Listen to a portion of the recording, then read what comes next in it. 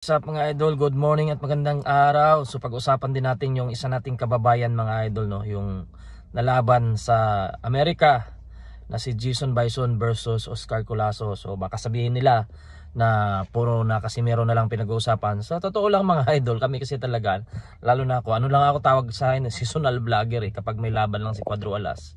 Noon medyo nagbablog tayo ng marami, ngayon kasi parang nakakatamad din So ngayon mga idol, dahil may paparating ding laban si Jason Bison. So pag-usapan natin kung ano ba yung chance niya kay Oscar Colasso, kasi alam natin tong si Oscar Colasso talagang magaling to talagang may power, may footwork, halos kompleto to si Oscar Colasso, no. Nagkataon lang na nasa 106 siya kaya hindi masyadong talagang umangat yung pangalan. Pero kung titingnan natin mga idol kung ano ba ang chance ni Oscar Colasso ni Jason Bison dito, na kaya niya bang i-upset si Oscar Colasso dahil nga magaling. Dalawang Pinoy na yung tinalo, bali tatlong Pinoy na yung tinalo.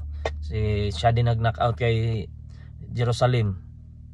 Itong si Oscar Colasso dapat para sa akin ang pinaka-match na talaga dito sa atin si Pedro Taduran Pero yun nga mga idol, dahil si Jason Bison yung lalaban ngayon, so titingnan natin kung ano ba yung chance niya kay Oscar Colasso, no. Hindi naman tayo expert, pero syempre manonood din tayo ng boxing, matagal din na rin tayong taga-subaybay ng boxing, kaya medyo alam na rin natin kung paano o anong gagawin ni Jason Bison para ma-upset niya si Oscar Colasso. Ang tanong dito mga idol, may kakayahan bang i-upset dito?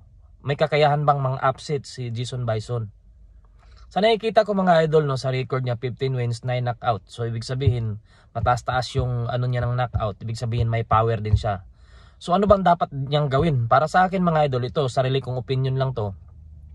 Kasi ang nakikita ko dito, may naalala akong laban na to Parang napapansin ko dito, itong laban na to para tong Donaire versus Darchinyan 1, na itong si Oscar Colasso malakas, ganon din si Darchinyan nun, malakas, undefeated, walang talo, at halos puro knockout yung laban. So yung katawan din ngayon, ganon din yung nakikita ko. Ang katawan ni Jason Bison parang Donaire flyweight division din. So nakikita ko dito mga idol, alam nyo na siguro ang ibig kong sabihin, pero ang nakikita ko dito, siguro kung para ma-upset niya dito si Oscar Colasso, tingin ko gayahin niya yung style ni Donaire, kung paano lumaban si Donaire nung Darchinyan 1. Pero alam naman natin na mahirap manggaya ng style, pero tingin ko dito talaga baka para manalo siya, para ma-upset niya si Oscar Colasso, counter puncher gagawin niya, jab, dapat gumamit siya ng jab lagi para hindi makaarangkada si Oscar Colasso, kasi pag makaarangkada na yun, tuloy-tuloy na yun Gumamit siya ng jab, counter puncher, timing. Yan lang kasi, ganun lang kasimple mga idol. Wala nang maraming analisa, kasi hindi naman siya pwede makipagsabayan, kasi kung makipagsabayan siya, kumbaga parang binigyan niya na yung gusto ni Oscar Colasso. So kailangan niyang gagawin dito, dapat sana maganda din yung kondisyon niya, kasi alam naman natin na galing din siya sa 108. So di natin alam kung gaano yung kondisyon niya ngayon, gaano ka ganda, dahil nagbababa siya ng timbang. Pero para sa akin mga idol, kung talagang gusto nating manalo, kung gusto niya manalo, tingin ko counter puncher yung gagawin niya, jab, gumamit siya ng jab, lateral movement. Wag siya makipagsabayan mga idol, dahil madidisgrasya talaga siya kung makipagsabayan siya. Ganun lang kasimple. Jab, timing, sit up yung power punch niya, na hindi siya nagsasayang ng suntok. Hindi yung suntok na lang suntok na bara-bara. Dapat talaga yung timing, tsaka yung counter niya. Dapat magbigay siya ng, kumbaga bigyan niya ng magandang laban si Oscar Colasso na hindi siya makipagsabayan.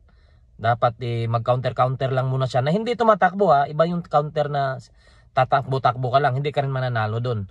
Dapat naka-maintain yung accuracy mo dapat din, na hindi ka naman, huwag mong iba, kasi baka hindi na sumuntok dahil naghihintay lang ng timing. Hindi ganun dapat nandun pa rin yung activity mo, at hindi mawala yung timing na sinasabi ko, yung hindi ka suntok lang na bara-bara, na Hail Mary na lang kung matamaan.